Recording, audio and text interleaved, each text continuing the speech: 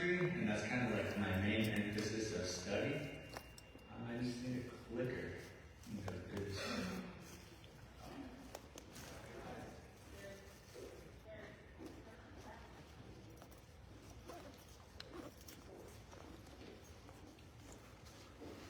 So a little introduction. So within the Navajo Nation, there's a large forested area. Cool. But the Navajo Nation covers a large area of forest lands. Forest lands cover about 600,000 acres across the whole Navajo Nation. And when I say forest lands, I'm talking about the tall trees, the pine trees, and then kind of like those oaks, the textil, and then the nindishchi, all those, the tall pines.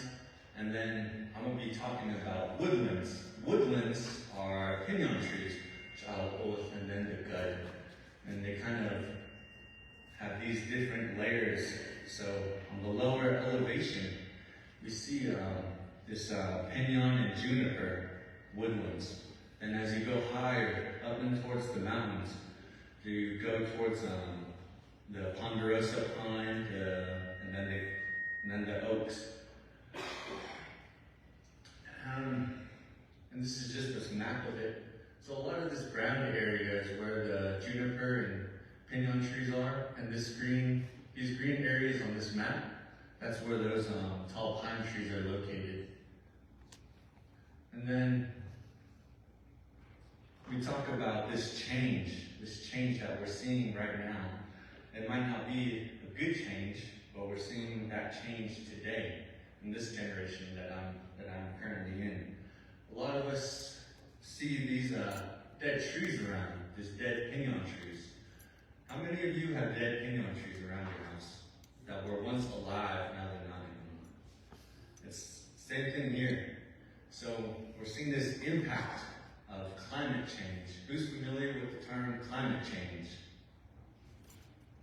The English version, or the Western science, is that change in nature, where it gets too hot and it's like unbalanced. And this is due to a lot of things like global warming, droughts, and different types of weather events. But I'll kind of talk about the Navajo perspective of climate change and the way I kind of see things in that shift. And then, what do trees offer us? Trees offer so much to us. Trees offer a food source. You know, during the fall when you're out pinyon picking, that's a food source. And then it provides fuels, firewood, your shish. So there was a study conducted, and they said about 50% of houses across the whole Navajo Nation run on firewood. People have to go wood hopping. So taking care of these trees is important because it offers these types of services to people, our people, us. And then it also provides building material. Your home, your Hozhò, your tache, your sweat lodge, your Begay, your Begay, all these things we use trees in all different ways. And it also provides habitat for wildlife, for birds, for little mice, for bugs, all the things that we don't see. It provides a habitat for those. And we need all these things in nature to live out our life. Without one thing goes down, and without another thing can go down. And that's the way I kind of see things. And then trees, they provide a lot of economic source for a lot of people. People sell chish, they sell pinyons, they sell a lot of things that come from trees. It's part of a building material. You can sell timber. Without this building, I think it's built from trees, so that just proves my point. Then also, that whole ecosystem health, the health of the forest goes back into the health of the people, I believe. And I'm going to go into that. So, to me, what paints a picture in my head of what a forest looks like is the trees are alive, there's some young trees, and then there's grass growing out. There's a lot of good piñons in it. You can go piñon picking. The birds, they chip, the wind blows. You can see a lot of different things when you walk around these trees. And then this is just, these pictures are out from Saline at the Diné College site. So they did a tree thinning project and to remove a lot of the understory, and it opened up a lot of space for these grasses to come in. So you kind of see that health in the forest, and you see that health in your grasses. And then you also see these healthy trees that are prospering. And even as you go up into elevation, you start to see that open forest floor. You see lots of grasses. You see these trees that are growing. None of them are dead, but as you keep going, and you see this shift, the shift that I'm talking about, the shift in the way trees grow, the shift in the way it affects that health. So the Navajo Nation, I believe, hasn't been managing our forests and our woodlands properly, and as a result of that, you see this, the way these forests grow now. It might seem lively now, but think of these trees as people. If you keep too much people in one place, they can run out of food fast, they can kind of starve, and all these different things. Diseases can spread in these close trees, these trees that grow close together. And then you think about that impact from climate. Now I'm going back into climate change. And the way that I see climate change from a Navajo perspective, a Diné perspective, is that a long time ago during Hozhò, the creation, the holy people, they created a man and a female. The man and the female are in every living thing throughout life. That's the way I see it, and that's the way I understand it. So you think about the male and female parts of things, and you see that shift. Well, in these forests and in these woodlands, these trees, like what I said, the juniper and the gud. The juniper tree represents a female, the gud represents a male. Same thing as you go up into elevation. Those tall pine trees, they represent a male, and then the oak trees, they represent a female. But we're seeing a lot of these trees dying, and I see a lot of piñon dying, and that's the one that's more affected. And you can see that they call it mortality, where the trees begin to die and decrease in health. And you see this female side kind of die out on the landscape. And then you think, is it just trees? Or is there more to that male and female side of things? Then you think, then I went to NAU and they talk about all these different effects of climate change. Right now we're seeing fire. Who's worried about forest fire? These large forest fires that are kind of sweeping through, like what's happening in Canada right now. So there's different types of fire as well. There's the male, I believe there's the male fire. That's the one that's rough, that's rugged. It can come in and can do a lot of damage. And then the female fire, it's light, it doesn't burn the tree, but it burns the bottom, the grasses, and that kind of helps the forest. That fire helps the forest. It's like a medicine. It cleanses the forest on the bottom. It prevents that overgrowth. That overgrowth in trees, that fire that goes through the landscape. And then there's water. You think about water. There's a male rain, and then there's a female rain. The male rain comes down and it rains hard, thunders, lightning, and it just goes and then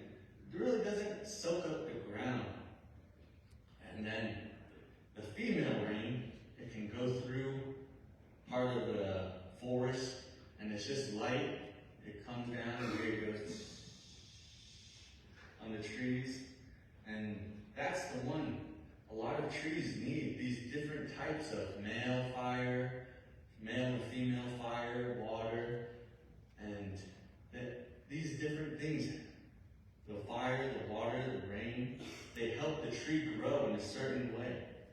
And the same goes with wind. You have the male wind and you have the female wind. The male wind blows harsh again. That's the one that removes all that stage from the earth and kind of upsets and erodes all the soil. But the female wind is nice and breezy. It's just calm, but it's still there. You can feel it. And I think that is what's affecting us. And that's what I feel is climate change.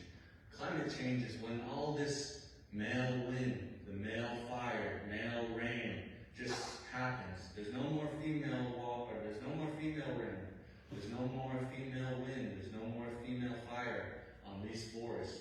That's why you see a lot of those female trees kind of dying out on the landscape. So a part of that is part of that neglect and the fundamental law. The fundamental law, it says you're supposed to respect the earth, the fire, the wind, the pollen, the water. There's a lot of disrespect going on in the world that I see. There's people that do certain things that's only for the benefit of themselves.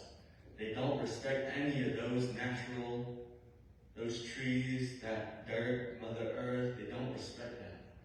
And it's sad, but if we recognize this pattern of behavior, I believe that we're able to do something. If we go back to that, the net has on that fundamental law.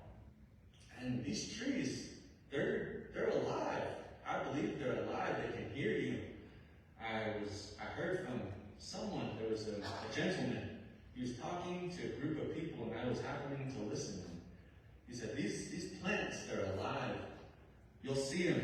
They'll be in one area, then the next year, they'll kind of move. They can walk around. These plants, they're alive. They can walk. They can talk to each other. They can even sing. When that wind blows on those trees and you hear the tree waving around, they're dancing, and then that's them singing, that sound of the wind brushing off of them. They're alive. And then we use these trees for all different types of reasons. We use it for ceremonies, for medicine, and for all different types of healing that the Navajo people use that for. And to take care of that, I think that's important. And the more we neglect that, the more we can see that harmful impact of climate change, that male wind, that male fire.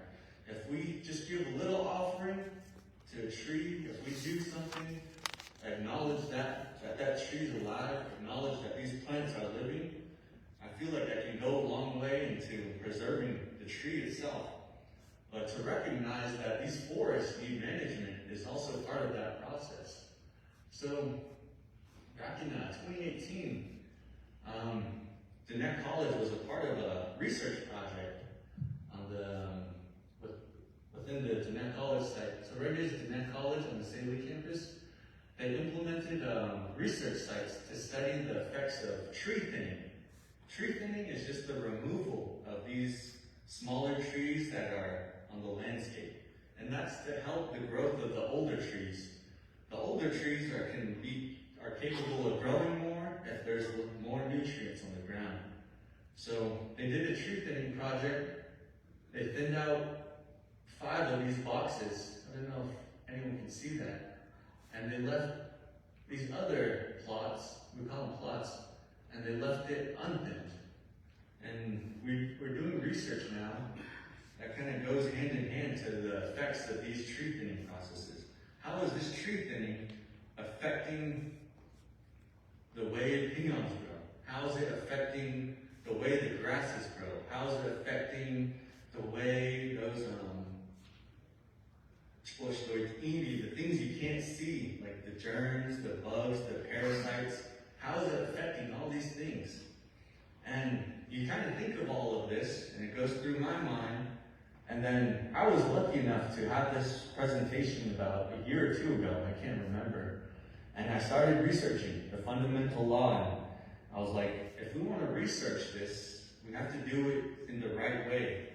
When you do research on an academic level, you have to get samples. You have to measure something. Me, I wanted to measure the trees to see how that tree thinning affected the way piñons produce. So the very first thing is I studied this fundamental law, because if I need samples of a tree, I would have to go out there with my axe or chainsaw and have to get a sample of these trees.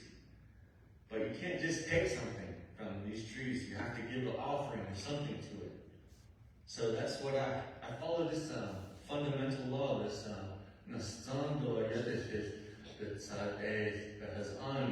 this natural law right here. This natural law right here.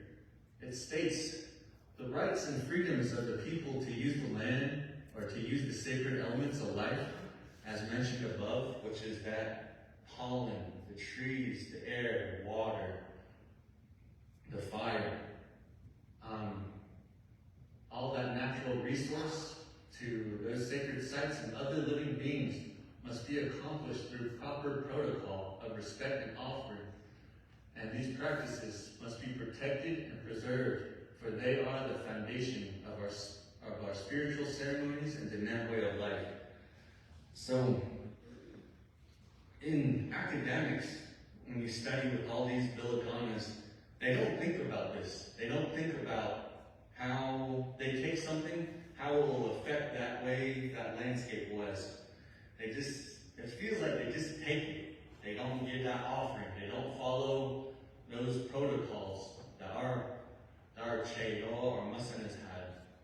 So my project, before I did all this tree sampling and everything, I gave an offering of tadakin, that corn pollen, to the trees, and I told them, you can talk to a tree just how you talk to your chain or Masana. You can talk to them like that, because they've been there. They've been there through the beginning of time. They understand, they know, they can talk, they can walk, they can hear you. So you can talk to them like that. And that's the way I went about it. So before any of my research, I got this idea that I should do an offering first. So that's what I did, and at first I kept it to myself. I didn't want to share it with all these Vilaganas, but they were telling me to write down everything that I was doing, so I had to share it with them. And the way I thought about it is, if I'm going to get a sample from a tree, and that tree is going to tell me something, that tree is going to tell me a story of how it grew, or the way it's going to tell all these things about itself. So it's kind of like this cultural foundation of exchange of knowledge. So from this tree, it's giving me knowledge, and I'm going to ask that offering from it to give me that knowledge. So the way I did my sampling, so I had a tree, right? And the research that I read before, it says you need 4 samples from one tree to get an accurate representation of that data you want. So I wanted to get samples from the east side, the south side, the west side, and then the north side of the way that tree grows. So here's a little example. So this is the tree. So you would get a branch clipping from one tree. You would get it from all 4 sides. And then you have this branch clipping. And you're able, this tree can tell you how much it grew. The pine needles, they grow different every year. So it can tell you the pine needles, how much they grew, the way this branch grew. And even this small part of the section is where the piñons grew. So within 1 year, I'm able to see when piñons grew on this tree. And as you go down, say 2023, this little scar right here, these piñons, when they fall off the branch, these piñons leave a scar. They leave a scar on this tree. So it tells you when that piñon was on this tree and what year it produced. So we're able to find all these things out from this tree. And then you kind of go back, and these are all the pine needles. So these go year by year. So all these pine needles grow differently. So you can have large pine needles, and you have small ones. And in some years, you don't even have anything. And that's because of those effects of climate change. Climate change restricts how much nutrients these trees get. So this tree is telling us how it's been living and how it's been growing.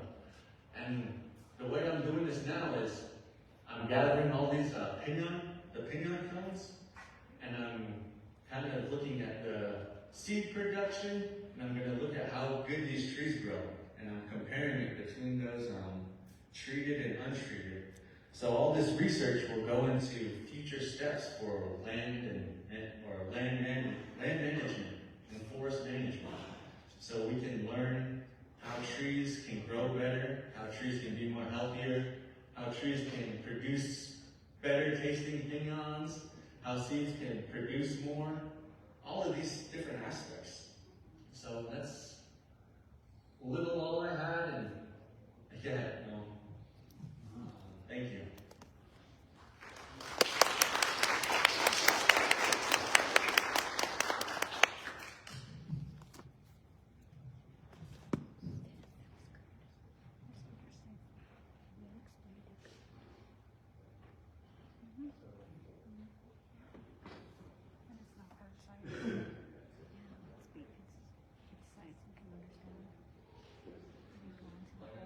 Yeah, these pictures come out from safely. So all this whole area has been tree thinned.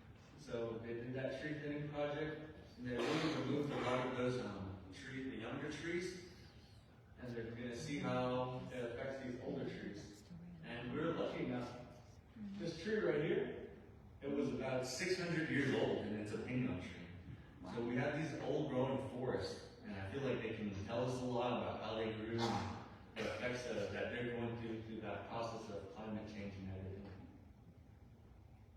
But a lot of within this project, I really wanted to have that foundation of that fundamental law, because today I respect it, and that's the way my grandparents taught me all these things about trees, the way we used it. To me, that's important, and I feel like it all comes around and it goes together. Yeah? Can you identify any of the invasive species in these forests here and how they affect the growth around them? I didn't take any picture of any invasives. There's no invasive trees within any of these pictures. Yeah, these are all the trees that belong here. So they're all pine trees, Edgefield, the oaks. They're all the natural trees in this area. But if you want, I can show you, look up pictures and show you later about how the invasive tree species look, and if you want to. Oh yeah. Yeah. Yep. Yeah, there's not a lot of water here. These are all like dry land trees. Yeah, Saley? Oh, okay. Yeah. Yeah, there's probably a tamarisk or a Russian olive, or that'd be Russian olive in that area. Yeah. Any questions or comments? Yes.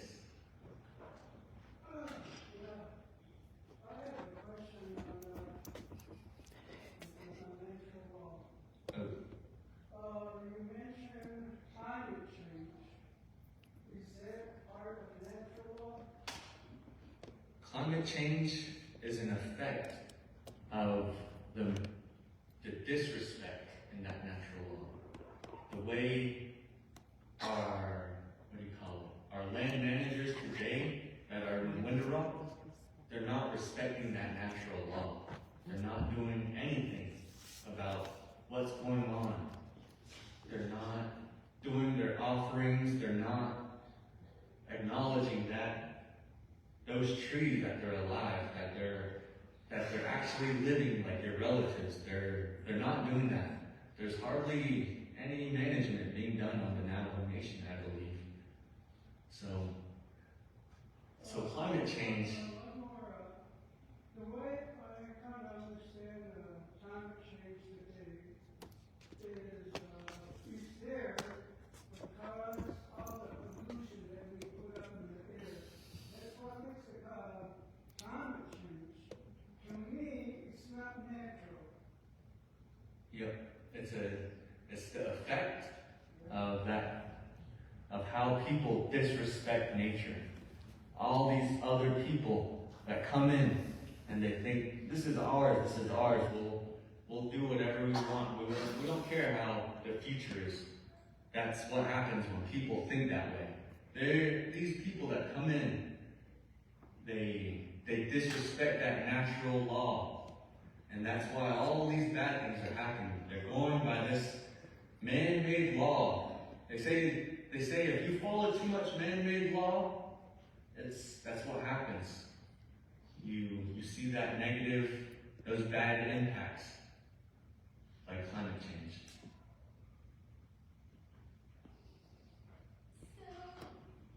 Someone told me a long time ago that the trees are really lonely and they want the livestock to come and eat up all the undergrowth.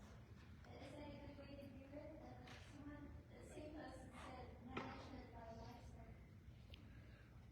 That's a good point. So, yeah, I can go back. So there's research a long time ago, before Bill Gaines came to this area. They say that fire has always been a part of the forest.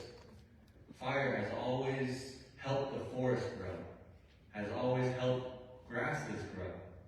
So when Bill Gaines came over, they wrote it down in their notebooks that the trees were like 12 feet long like this, and then the grasses were just high. So a long time ago, I believe natives, Diné people and other indigenous people, they took care of the land to have that good grass come up for their livestock. So going about it, and even in this project with the Diné College, this project came to be because local managers, land managers and livestock producers, they had trouble getting their livestock into these overcrowded areas. Do you guys think you could herd sheep in a tree thicket like this?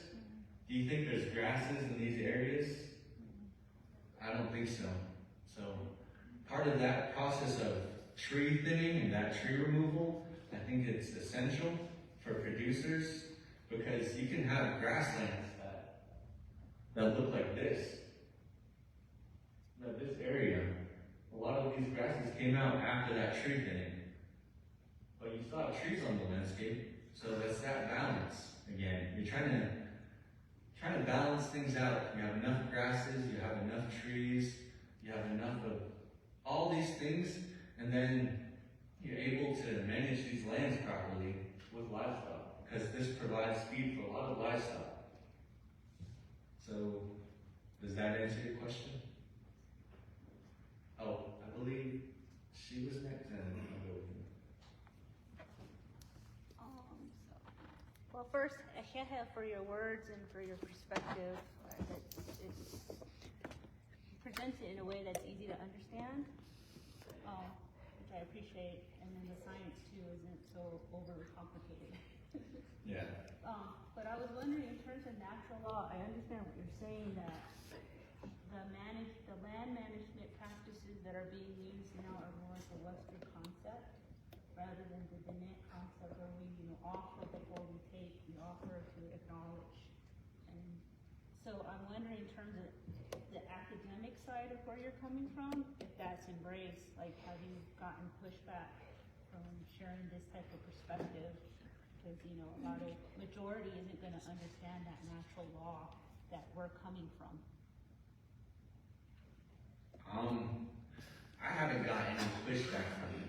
In fact, my professors and my mentors, they kind of tell me to put it in there because this is going into writing, and they say other Diné people are going to see this, so they'll kind of acknowledge that this natural law and these fundamental laws are still present and are still being used today. So they're the ones that told me and encouraged me to put it into that way, that how that fundamental law is, how the fundamental law is used. But I can see how it can get confusing for people who don't really understand. Good. I'm glad that they're supportive in your endeavor and your explanations. Yep. I believe you were next. So, hello. This is awesome. I really enjoy this. So, it's kind of a long question, but there's a forest going from Pagosa Springs to Alamosa, and in this part of the forest is dead, and you're talking about using fire, female fire to burn that, so that way you can help basically resurrect that area or make that area more nutrient. Do you believe that if you were to, like, I guess I make my natural law, like, have a fire in that area so that you can reproduce and grow, I guess, like, more fruitful trees there? That's a really good question, and a lot of people are wondering, Billiganers are wondering, how has fire been used a long time ago so we can use it on these tribal lands? And no one really has an answer these days. It might be due to that mistrust between the government, universities, and then mistrust of the indigenous people. And then it's totally possible if you're able to use fire in that way to revitalize something, but you would just need to talk with like a land manager or a forest manager, and just depending on the tree type, because there's all different types of trees. So different types of trees need different types of things. Like some trees need hard fire to grow, or that male fire to grow. Other trees need that female fire. So depending on what kind of forest you have and all these different little things, the way the grass is, the way the pine needles are, all these different things, you can create a management plan to do that. And there's a lot of management plans that you can use or look up, and if that's one route you want to go, you can talk to your local manager about that. So I believe it's possible though, to use fire in that way. There's one, yeah. Are you like passionate about this, or is it something that you decided to, do for your, classes and what your profession? I don't know. I was always curious about this because I was once an intern at the Net College Land Grant Office, and I was a part of this whole process back in 2018. And then from this, I transferred to NAU to study forestry. And I've constantly kept this project going for the past 5 years, trying to get this thing right. So I would say I'm pretty passionate about this. And plus I'm from Saley too, so this whole research project is like 5 miles from my house. And I think it's pretty cool to understand that whole aspect of the forestry around where I'm from. Yeah. I have a forestry buddy, and he said that we're concerned about the female turning around, and he said there was a beetle that will go away. Is it a beetle or climate change? It's both. It's both. You know, they're called bark beetles. Yeah. And then it's also part of that climate change. So,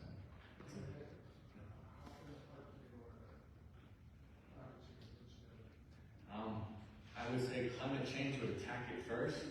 So climate change can weaken the way a tree grows. So once that tree is weak, it doesn't have the right physical capabilities to fight off an infection from a bark beetle. So the way a bark beetle works is it goes into that the tree bark, but the tree can fight it by pushing out the the tree sap. So if it doesn't have the right health, it can't produce that tree sap, so it can't fight against it. So it's just like weak. It's just like beating up a weak person. Yep. You know. Any more questions? A lot of questions. Thank you so much for your presentation.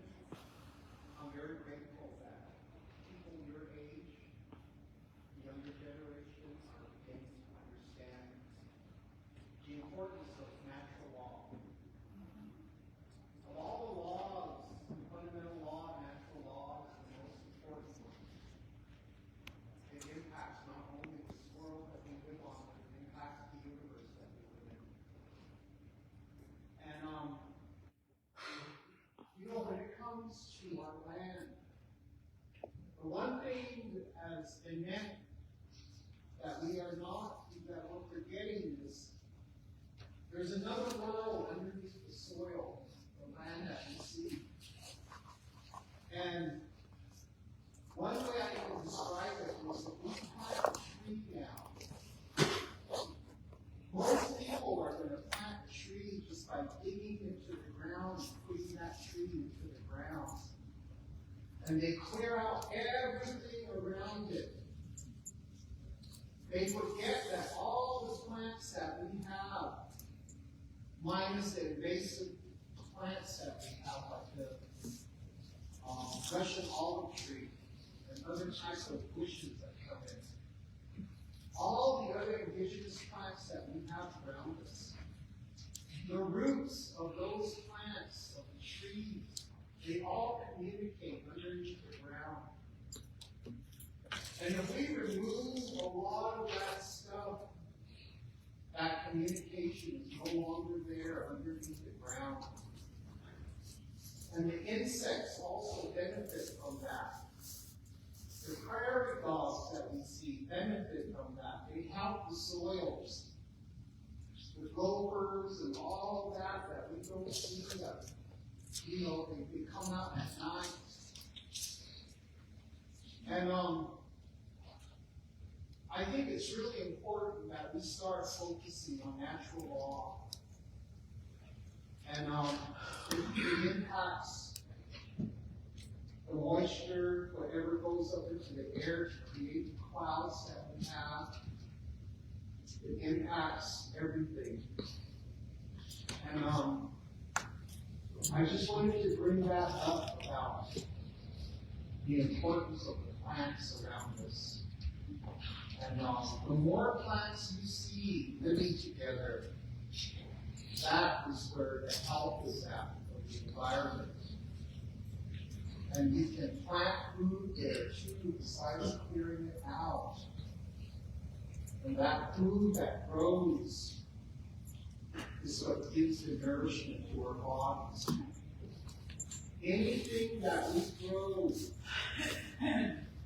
seeds that are not genetically modified, but the true seeds that people used to use, those nutrients from those plants is what helps sustain the body. And I think we really need to get back to that.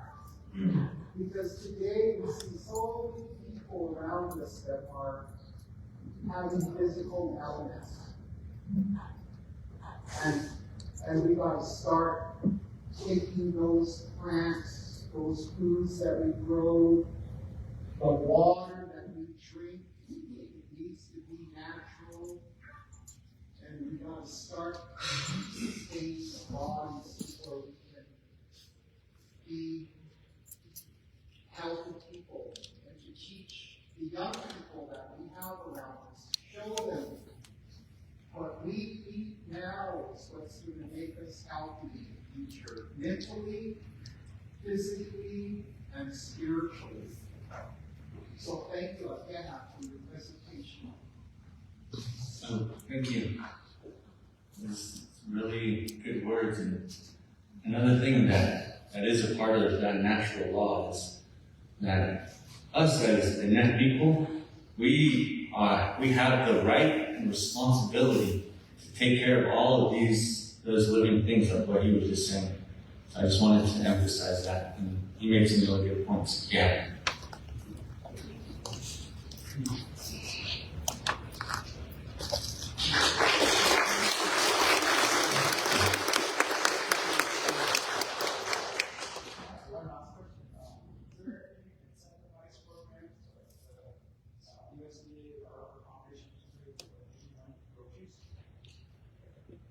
I believe so. I understand there's a gentleman, his name is Ed Miles Harvey. I believe he would be a good person to talk to, because he's doing that process right now. He's growing his own orchard and everything. Ed Miles Harvey. But I understand you guys should have his contact information at later. So. The conservationist.edu or .com? I think his website is like theconservationist.org or something like that. Yeah, we'll look for it. Don't give information. Conservation.org. He runs that whole deal, and he's a good person to talk to. And he's a young guy, so he's passionate about this, and I'm pretty sure he'll like to help anyone out.